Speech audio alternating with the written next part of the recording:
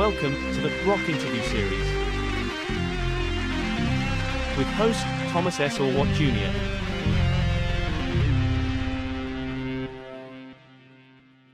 Welcome to episode number 65 of the Rock Interview Series. I'm Thomas Orwatt Jr. It is October 25th, 2022, and for this feature, guitarist, composer, producer Andy La Rocque is my featured guest. Andy has been a member of the iconic metal band King Diamond since 1985. He has performed on every King Diamond release ever since, and he has established himself as one of the most innovative guitarists in metal music. Currently, Andy is busy as a producer in his Sonics Train studio in Sweden. He is also writing for the upcoming King Diamond release entitled The Institute. What follows is an exclusive interview with Andy La Rocque in which he discusses the future plans of the band King Diamond, his past history, and much more. Hey everyone, welcome to episode number 65 of the Rock Interview Series, and we have a great special for you today. We have one of the most influential guitarists in heavy metal, Andy La Rocque, with us today. Andy is the guitarist in King Diamond, and everybody that's watching this knows that, of course, and he's been with the band since 1985. He's played on every single King Diamond record so far. And we're going to talk all about King Diamond, and we're going to talk about Andy's career with them. And let's get started. Andy, how you doing, man? It's been a while since we've heard from you. Pretty good. How you doing, guys? Good to see you. Good to hear you. Cool. Yeah. All Well, good Andy, here. I guess we'll get right to the obvious question. It's been a long time since there's been a King Diamond record released. Since 2007, you put out a single, Masquerade of Madness, in 2019 before the pandemic. There are rumors of a King Diamond record coming out around that time. Obviously, I'm assuming the pandemic had something to do with the delay. But where do we stand right now with that new King Diamond record? Yeah, well, all I can say is that we're definitely working on it. Let me put it like this. In January, I sent a bunch of songs to King, actually, that were kind of, ready to start recording. They were like a really good demo. 8 tracks with rhythm guitars, keyboards, drum machine, and a demo bass and all that, but the structure of the songs were, as they were kind of finished, but then we of course have to rearrange a few things and move around things and all that, and we actually started doing that this spring until King got busy with Merciful Fate, and they were doing this summer tour and now this US tour, so we started working on it, and then we just had to take a break from it, until he's done with that, but we got a lot of songs, and also he's got to come up with some songs too, of course, obviously, and he will do that as soon as they're done with the Merciful Fate touring stuff, so it's in the loop, definitely. The challenging part with King Diamond music, I would imagine, is that all the records are pretty much concept records. So, I mean, I understand that that's probably why it takes a little longer to write it, because everything has to kind of like, coincide with each other song wise. How is the writing process with you and King Diamond? Is it, you said you give him the music first and then he writes lyrics to what you present him? Yeah, something like that. That's usually how we do it. I mean, that's the only way we have done it, actually, put up the music. But of course, he's got some ideas like long ago, he's got some ideas for this Institute thing, and then we just try to match up, the songs in the storyline, so they fit into, the right mood and all that, but of course it's quite different and difficult to do it that way too, because you really got to hit that right mood into the songs, and it's got to fit with the lyrics and everything, so that takes a while, of course, but that's usually how we do it. I send him a bunch of songs, he sent me some songs, that he would think fit into the story and the album, and we talk about it. If there is any parts that needs to be changed, we just do it, and send things to each other until we're done, that's how we're going to do it now. Too, so yeah. And you mentioned Merciful Fate, who actually is kicking off their U.S. tour today. Is it difficult for you when when King Diamond chooses between both bands, King Diamond and Merciful Fate. I mean, to me as a fan, it seems like I question why he would do Merciful Fate at this moment when King Diamond was in the process of releasing the record and toured in 2019. Is that frustrating for you to have him bounce back and forth like that? Not really. I mean, as long as I know the schedule, I'm fine, because after the pandemic and all that, I'm really, really busy in the studio, in my Right. studio here now, and producing and recording other clients, so it's not, as long as I have a schedule doing that, I'm totally fine with that too. Of course, it's fun to be out on the road because we haven't been out for 3 years now. Of course, I miss that. But then again, this is what I do when I'm not touring with King Diamond. I'm producing and recording a lot of bands, and I totally enjoy that as much as being on the road, So it's like two different worlds, but still, working with music. Yeah, you just finished up producing the band. Why don't you tell us a little bit about that project that you just finished? I'm actually still working with that band. It's a band called Shining. It's kind of dark metal. And they've been in the studio for about 4 weeks, and we decided to take a break because I got another client coming in here in a couple of days, and they're coming back here in about 2 weeks. We're going to do some vocals then, some bass, and then we're going to mix the whole album, So that'll probably be another 3 weeks with that. And this is the 11th album from the band called Shining. Swedish band that, has been around for about, I don't know, 25, almost 30 years, So Mm-hmm. yeah. And I've been working with other things too, of course, other clients. I've been working with a Spanish band, and I have a few mixes with a Norwegian band and a German band, and it's like crazy right now, And of course, I'm really happy for that, because during the pandemic, there was like nothing, I mean, people couldn't travel, people couldn't do nothing, and people, I don't know, they probably just sat home and wrote a lot of good music, and you can tell that they're finished now, and they're sending it to me for mixing or coming here to record and all that, and I'm of course very happy for that. Yeah, and that's another thing that surprised me too about the King Diamond record is that you didn't really take the time during the pandemic to finish it. I mean, I would have thought that would have been a really good opportunity to nothing was going on. Did you spend any time working on the King Diamond music during the pandemic with King at all?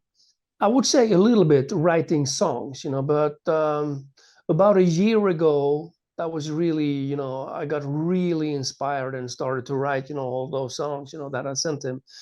I don't know. The pandemic was just weird, I mean, we had a lot of time doing this, but it's really hard when you don't know when it's going to end and how long it's going to last and all that, So I guess that was very inspiring period, with the pandemic, I believe, So it's like that was just a weird time. Yeah. As I said, last October until November, December, I got really inspired and wrote a lot of songs, and probably going into that fall, it's autumn mode, when it gets a little darker and kind of depressing, and that's the best time to write music, I believe. Mm-hmm. A question that I've also wondered about your career is that you're such a great guitar player, and some of the you have iconic riffs that you've written over the years. I was wondering, have you ever thought of putting on a solo record? Yeah, people ask me that all the time, but yeah, I've been thinking about it, but I'm more like a band guy, I want to have good musicians around me, and I want to be a part of a team, that's how I feel comfortable, that's that's definitely my way. I've been thinking about that a lot, actually, maybe I could get some good musicians and do a solo thing, but I don't know, I'd rather have like a band doing a complete thing, and everybody has to contribute with their stuff, that's more my style, I believe. Are there any plans for King Diamond at this point to tour in summer of 2023? I'm not really sure about the summer yet, depending on when the album's going to be released. But as soon as he gets back with Merciful Fate, we're going to continue working on the songs. And as soon as we have enough songs, we're going to record. But we've been talking about the fall, at least, but when and exactly when and where it's going to be, I don't know. But that's the last I heard, when I talked to him last time, and I talked to the management about that too, so it's probably going to be around early fall next year. Oh, awesome. And I'm hoping that is going to include North America as well. I really hope so. That was a long time now. Yeah, 2019 was the last time, and yeah, I mean a lot of fans are going to be pretty excited to hear new music and a tour. I want to go back to the beginning of your career and just speak briefly about some of your influences. I've heard in previous interviews that you were pretty much inspired by mainstream rock bands like Status Quo and AC/DC and bands such as that. Yeah, that's what I started listening to when I was really young, like Black Sabbath, Thin Lizzy, Deep Purple, of course, Blue Oyster Cult, and later, Ozzy Osbourne when he worked with the Randy Rhoads, which was one of my favorite guitarists and influences. And yeah, that was the early days, definitely. So I'm really influenced by 70s music, I believe, and later, I mean, there are so many good bands, but that's my inspiration sources, I believe, the 70s stuff, definitely. Yeah, you joined King Diamond in 1985. You did play on his first record, Fatal Portrait, and King Diamond was formed after Merciful Fate broke up because remember Hank Sherman, the guitar player, wanted to go into more commercial vein, and King did not want to do that. Did you have any apprehensions of joining King Diamond at the time because of his reputation of being, I guess, a satanic performer? I mean, at the time, that's how he was colored. Yeah. No, not really, because I was really hooked by the ideas with theatrical stuff. That has always been, interesting for me to do that. I've been a fan of, Kiss and Alice Cooper and all those, bands that has a lot of things going on stage, and scary stuff, So, and when Mickey first joined King with his new band, he told me, because we knew each other earlier than that, so he told me about what was going on, and what everything was happening down there. And they actually had another guitarist for the first couple of months, actually, that did not work out in the studio. That's why Mickey called me one day and asked me if I wanted to come down and do a tryout, with them, to try out a few things, and that's what I did, So I was really, I followed them, while they were in the studio, and Mickey was telling me what was going on and all that, So I thought, it sounds really interesting, and then when he asked me to come down and do an audition for them, of course, it's like, yeah, cool, man. I was 22 years old, so I took my guitar and my amp, and I took the train down from Gothenburg down to Copenhagen to the studio in there, and that was really, really cool, It was like, to me, it was like, it's now or never, I really got to check this out, And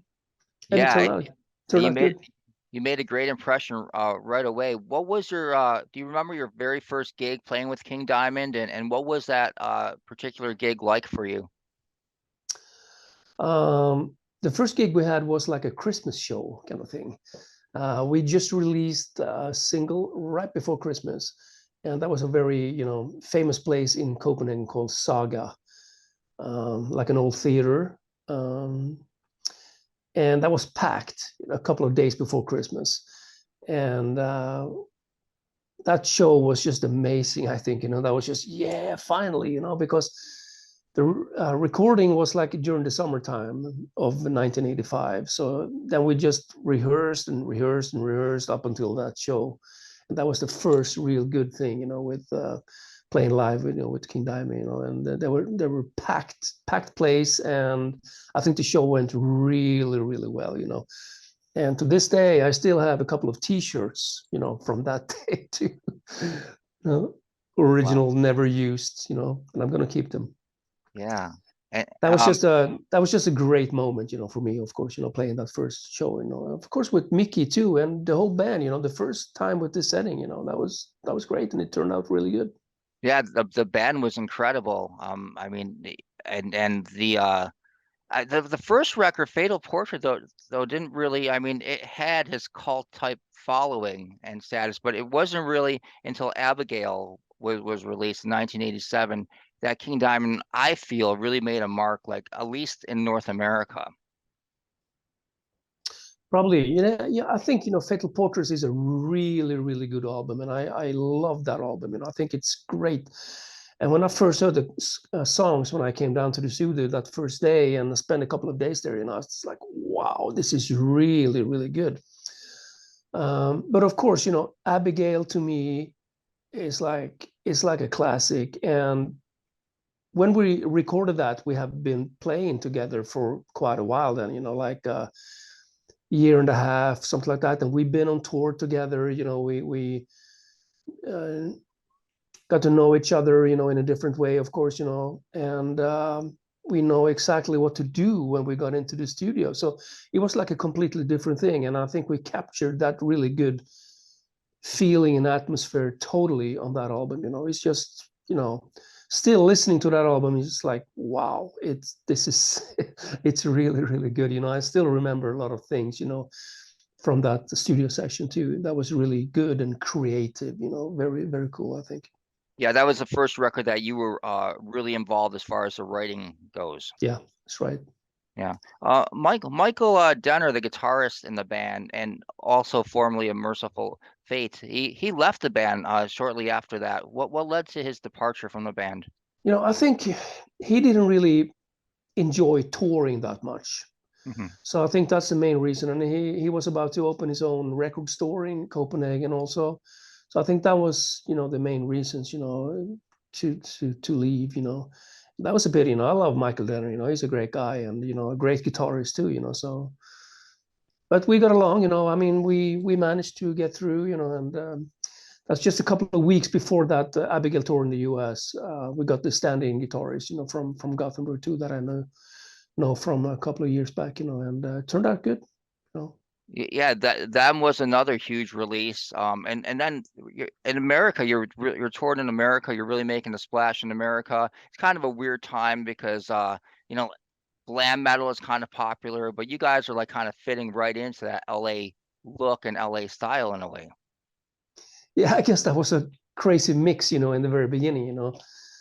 I was like kind of a, well, I wouldn't say glam rock style, you know, but kind of a little fancy, you know, clothes and stuff, you know, and still that little Dracula feel to it, you know, which I always been, you know, very interested in, and so that was like a balance of, you know, um, I guess the fancy stuff and the scary stuff in a good way, I hope, you know. Yeah. Yeah, that was a great time. And you're just releasing like records one after another, out on the road all the time. I mean, you know, I mean, it sounds like a blast, but it must have been kind of like really tiring to like, you know, tour record so many records in that short period of time. Yeah, I would say the first maybe 5 years was like totally, you know, hectic. I mean, that was just as you said, you know, we toured, we rehearsed, practiced, recorded albums, you know, for the first 5 years. That was like no breaks at all, kind of, you know, and we even managed to move to the US, you know, in that time, you know, back in '88, you know, lived there for about a year and a half. So it's like total hectic. But at that time, you know, uh, you didn't have a wife, you didn't have kids, nothing that stopped you from back home. You know, I mean, I was totally, you know, do whatever you feel like, kind of thing. You know, I mean, you're young and crazy, and you know, you had the time to do it. Yeah, at that time, since you were such an influential guitarist, were there any moments that like other bands tried to recruit you and steal you away from King Diamond? Yeah, I've been asked, you know, about doing auditions with some other bands, you know, but that was mostly like at the end of that 5-year era, when I was really tired of, touring. And so I just, said no to most of the people who asked me to do things, actually, to like doing guest solos and, guest appearances and standing guitarist, live stuff and all that stuff, So I just, I need a break now, so I need that for the creativity and to be able to just play guitar too, I believe, that's the way I always been, I need something completely different to be able to get that creativity and well, to be able to function as a guitar player too, I believe, Yeah, yeah. The 1990 release, The Eye, features probably one of my favorite pieces of music that you wrote, Insanity, which is an acoustic an acoustic song, kind of reminiscent to like maybe, D from Ozzy Osbourne, Randy Rhoads. But I love the whole vibe of Insanity. Tell me a little bit about that and how you came about composing that particular track. Well, I think I came up with the idea started, I believe, earlier than that, when me and King worked on a song called Them back in the Them album back in '88. So that thing came up there, with like a instrumental thing, and I did a song on the Conspiracy as well called Something Weird, right? Yeah. If I remember right, that was also an instrumental. And I just, tried out a few different things, with effects and, atmospheres and stuff, So it's just something that came to mind, I mean, something really cool that's a really big contrast to everything else on the album, but still fits in 100%, with what we're doing. So, yeah, and people have been asking me about what about doing like a whole solo album with songs like that? Yeah, that's what Yeah, I'm getting maybe at. Yeah, one day, I mean, yeah, yeah, that might be a cool idea, I mean, just instrumental with like crazy stuff like that. yeah. So that's 1990. The Eye. Mickey D had left a year year and a half prior to that. What led to Mickey leaving? He was actually I heard that he actually was brought on as a session musician, but he had left the band. What led to his departure from the band? Yeah, that was on Conspiracy. Right. Well, I guess Mickey wanted to try something different, and he and King did not get along always good. I mean, they had some issues once in a while. So Mickey said, "Oh no, I'm moving on now. I want to try something different. I believe so." But even though he had some projects at the time, we started to record Conspiracy. We asked him to kindly, be on the album, and to do his stuff, and he did, and yeah, we've been in touch, since then. Of course, we're still, very, very good friends, Hmm. So we meet once in a while, but and I totally respect him. I mean, he's the drummer of Scorpions now. What can you say, Right. Yeah. Yeah. He's played with some great bands.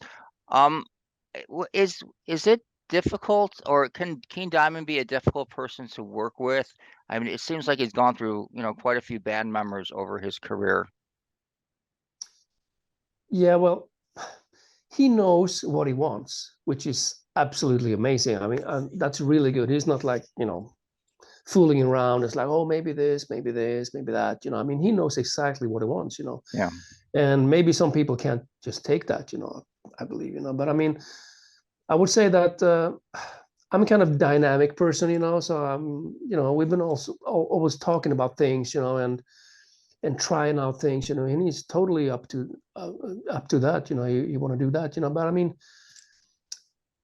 we got along always. I mean, I've been working with him for like 37 years now, So yeah, it still works, So I know what he wants, and that's, I guess, the main part, that if you understand what he wants and the way he wants it to sound and the way he wants the music, it's of course easier to be a part of everything.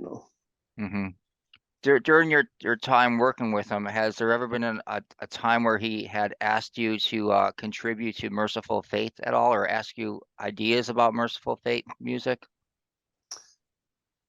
Um, well, he asked me to help them out with some mastering things and stuff like that, but we have never talked about, me joining Merciful Fate. And even if he asked me, I would decline that, I would say, no, I'm sorry. I don't want to mix up, the King Diamond things with Merciful Fate too much, and so, I would say no if he asked me, actually, Yeah. If it was like a stand-in thing for, let's say, a guy, falling down, breaking his leg, whatever, arm, I could do a stand-in thing, for a couple of weeks or whatever. That's a totally different thing, But other than that, Yeah. I'll stick with King Diamond. Yeah, in King Diamond's set list, there has been many times where Merciful Fate songs were part of the set list. Um, has that ever been an issue with you? Have you ever thought, hey, we should keep this separate, or are you okay playing the Merciful Fate I'm classics? I'm totally okay with that, because that's the origin, of King Diamond, of course, So I'm totally cool with that, and I know the fans love it. And I mean, if you look at the DVD or the Blu-ray we did a couple of years ago, we play a couple of Merciful Fate songs, and people just love it. So no, I feel really good doing that, because great songs, and that's where it all started, So I'm totally cool with that. Yeah, you have no issues with that. Um, No issues. Looking back at the King Diamond catalog, what do you feel are your three favorite King Diamond records? Three favorites. Oh, I would say it's probably, well, Abigail to start with. And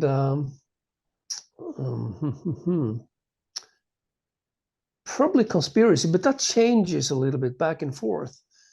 And maybe The Eye too.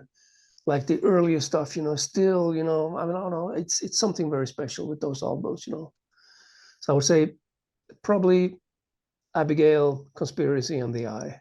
All right, those are great choices. One other question I want to ask you about recording is how do you decide to divide the solo work? I mean, there's always been a co-guitarist in King Diamond. How do you guys go about that? Like, when, okay, you're gonna solo here, I'm gonna solo there. What's the process with that? Yeah, I mean, we try to divide it like 50-50, me and Mike. And we don't really, analyze, the parts that deep, really, because you don't really know how it's going to turn out until you really start recording it, the solos, because there can be a part that you think, oh, this part would be really, really cool to play solo over. And then once you start with that, it's going to be a fucking disaster, or really, really hard, at least, to figure out and work something out. So it's not that, oh man, I want all the melodic parts and you get the progressive parts. It's not at all, like that. We just try to divide it, in a cool way and talk about it, and this might be a part that fits Mike. And for the next song where there is a melodic part, we just kind of split it, I mean, as equal as possible, so it never really has been an issue with that. Yeah. Over the years, there's been quite a few other co-guitarists with you. When you guys bring in another guitarist, do you play a role in choosing who that other guitarist is going to be, or is that King's decision? No, of course we try to talk about that together, and try to make a decision together. But it's a long time now. It's like 30 years now, so Yeah. I don't know if that's going to happen again. That thing. I mean, I hope that we can stay with this lineup now for the rest of the career. Yeah, Mike Weed is a outstanding guitarist, also playing with Merciful Fate as well. Yeah, and yeah, I mean, what can I say? I mean, he actually joined King Diamond first, and then nothing happened with King Diamond back in the early 90s, really. So then he was asked to join Merciful Fate, and he's been in Merciful Fate ever since then, So When Merciful Fate got back together in 1992, 93, how did you take that? Were you okay with that because of the fact that King Diamond was so active up to that point and you needed a break? Or was it like, hey, why are you, doing this and destroying our momentum? Yeah, I mean, at that time, we didn't even have a record deal with King Diamond. And I was about to start up my studio. And that's actually when I also worked with Death on the album, on the Individual Thought Patterns album. So, I mean, we didn't even have any what do you call it? Any agenda with King Diamond at the time. So there was literally nothing to do. No album out, no record deal, no plans really. So we were waiting for that. But then a couple of years after that, we got busy with King Diamond and Merciful Fate actually, and they were kind of busy up until 1999, I believe. And so were we. We started to get busy with King Diamond from like 94, I believe, when we started recording the Spider's Spider's Lullaby. Lullaby, which was released in Yeah. '95, yeah. Yeah, And exactly. then again, you guys, were on a streak, and 95 Spider's Lullaby, 96 The Graveyard, 98 Voodoo, House of God in 2000. I mean, you guys were just churning them out. King was also working with Merciful Fate at the time. Yeah, he was really busy. He Yeah. was really busy for a couple of years right there. Yeah. Yeah. All right. Well, Andy, I want to thank you very much for your time. This was a very interesting interview. And best of luck. And I can't wait. I really hope that we get to see King Diamond in 2023 on the road, especially in North America with new music. I really hope so. All right. All right, Andy, you take it Hi, easy. guys. Thank you very much. Hey, you too, man. And just if there is anything, just let me know and we'll do it again, Okay. with Sounds some good. news. Cool, Thank you, man. Andy. Appreciate it. Super. Thank Bye-bye. you. Bye.